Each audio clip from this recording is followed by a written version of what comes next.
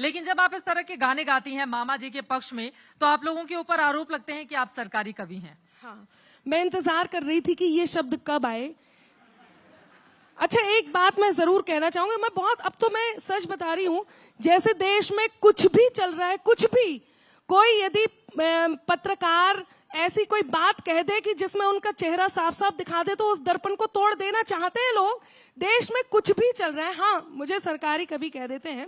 मैं एक प्रश्न पूछती हूँ, जनता से भी पूछती हूँ और चित्रा जी आपसे भी पूछती हूँ, बहुत बौद्धिक है, मैं पंक्तियां, एक बात कहना चाहती हूँ कि वो विचारधारा मुगल काल के स्थापना के बाद जो हमारी सांस्कृतिक धरोहर का क्षरण हुआ, ऐसी विचारधारा जिसने सांस्कृतिक राष्ट्रवाद की स्थापना की, उस विचारधारा का समर्थन करना सरकारी है तो मैं सरकारी हूं।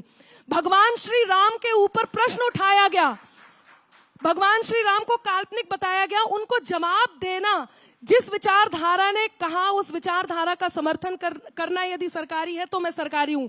अनुच्छेद 370 हटाया गया, उस विचारधारा का समर्थन करना यदि सरकारी है तो मैं सरकारी हूं।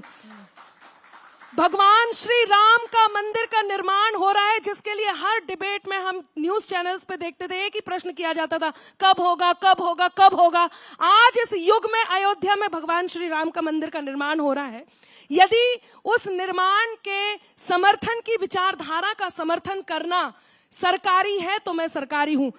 ये सनातन पर सबसे बड़ा प्रश्न उठ रहा है आज की डेट में।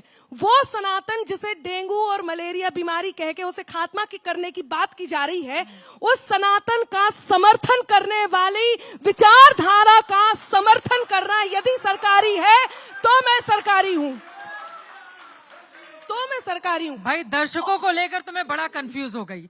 अभी चुनाव भी है, नेता लोग भी ऐसे कंफ्यूज होने वाले हैं। जब सवाल पूछा जाता है एमपी में काबा तो भी इतनी तालियां आती हैं, जब बताया जाता है एमपी में मामाबाद तो भी इतनी तालियां आती हैं। मतलब क्या चल रहा है आप लोगों के मन में, इसको पढ़ पाना बहुत मुश्किल है। और क्या सुनाना चाहेंगी? अब मामा जी के तो ऊपर हो गया, दूसरी तरफ वाले के ऊपर कमलनाथ जी के लिए भी कुछ है, उधर वाले कमल के लिए भी कुछ सुनाएंगी आप?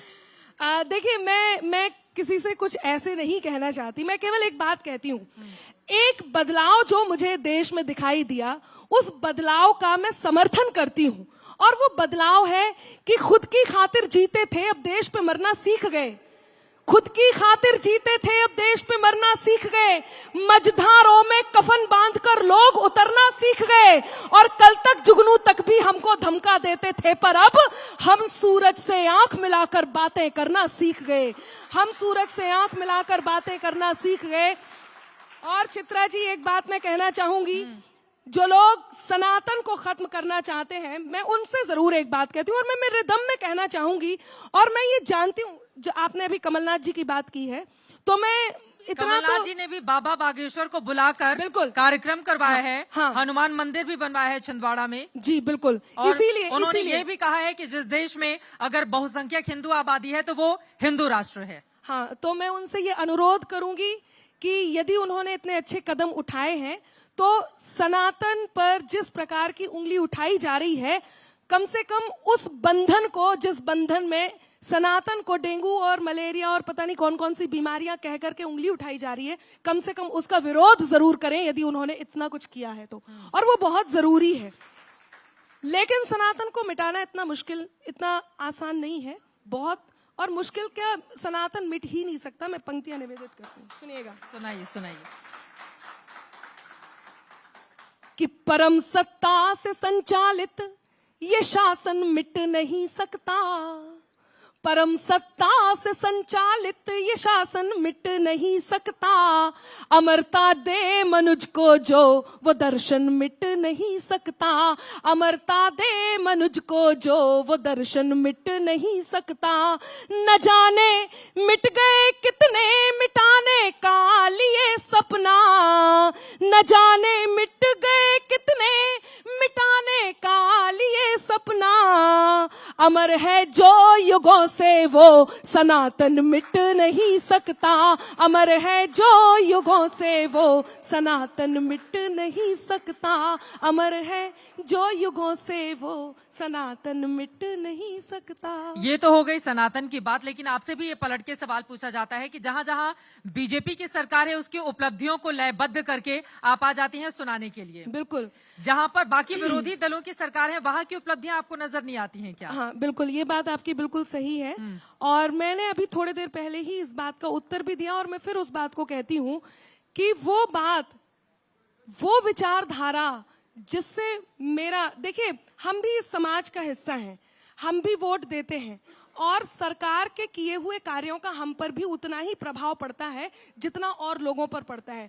अब यदि हमें आप कहें कि आप निष्पक्ष हो जाइए और सबका जाकर के बटन दबा के आ जाइए तो ऐसे भी नहीं काम चलेगा। किसी ने कुछ अच्छा किया, किसी ने कुछ अच्छा किया तो हर अच्छाई पे एक एक करके हम सबको समर्थन दे दें, ऐसा नहीं है। आपके उद्देश्य की बात होती है, आपको उद्देश्य किसका, उद्देश्य आपकी विचारधारा से मिलता है उसकी बात होती है। मैंने पिछले दिनों यूपी में बाबा गाया और यूपी में बाबा गाना इसलिए जरूरी था कि उस समय वो प्रदेश, वो बुंदेलखंड का वो हिस्सा जिसने, जहां हथियारों की फैक्ट्री लगी, जहां नदियों का संगम किया गया, जहां पानी की किल्लत को खत्म किया गया, वो प्रदेश, वो हिस्सा बुंदेलखंड जहां पे लोगों की नजर भी नहीं जाती थी, उस हिस्से को जब बीजेपी सरकार ने बढ़ाया तो मैं कैसे नहीं कहती, और जब प्रश्न आएगा तो उसका उत्तर भी आएगा। और एक बात बोलूं, अभी एमपी में भी बुंदेलखंड है, बिल्कुल, प्रधानमंत्री जी कल वहीं पर थे, बिल्कुल, तो वहां को लेकर क्या है? बुंदेलखंड को लेकर के मैं बहुत ज्यादा उम्मीद में हूं कि बुंदेलखंड में वो सारे कार्य किए जा रहे हैं और मैं बुंदेलखंड से हूं, मुझे इस बात को लेकर के गौरवान्वित मैं महसूस करती हूं। सुनाएंगे क्या आप? बिल्कुल, मैं जरूर सुनाऊंगी, मैं यूपी में बाबा जरूर सुनाऊंगी, लेकिन उससे पहले एक छोटी सी बात जो मैं जरूर कहना चाहती हूँ, वो बात मैं कहती हूँ चित्रा जी, यदि लाभ लेने की बात है, जो लोग कहते हैं कि अनामिका को कोई लाभ मिल रहा है, तो सरकारी इतने सारे आयोजन होते हैं, सरकारी कवि सम्मेलन होते हैं, मैं किसी भी सरकारी कवि सम्मेलन में ऑफिशियली, मुझे कोई ऑर्गेनाइजेशन से कोई भी ऐसा कार्य नहीं दिया गया जिसको मैं ऑर्गेनाइज करूं। मैं किसी भी सरकारी कार्य में, सरकारी क्षेत्र में चेयरमैन नहीं हूं, मैं किसी भी तरह से सरकारी किसी भी लाभ को नहीं उठा रही हूं। और जिस समय अखिलेश जी की सरकार थी हमारे उत्तर प्रदेश में, जहां से मैं आती हूँ बुंदेलखंड से, उस समय सबसे ज्यादा सैफई महोत्सव के कार्यक्रम मैंने किए, तब भी सरकार थी। और कौन सी सरकार थी? बात यह है कि मैं किस विचारधारा का समर्थन करती हूँ। सुनाएंगी क्या? जी बिल्कुल, मैं यूपी में बाबा सुना देती हूँ, जो आपने कहा भी है तो, और मेरा मन है। यूपी के बाबा का यहाँ पर असर पड़ेगा क्या?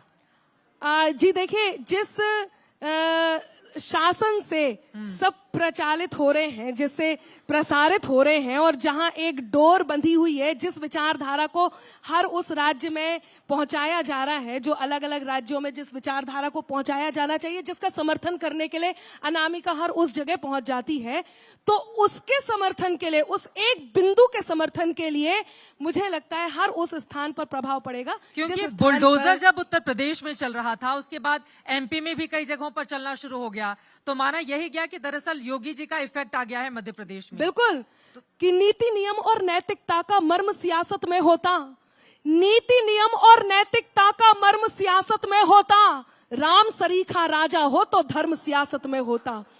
मध्य प्रदेश चुनाव पर सबसे बड़ी पंचायत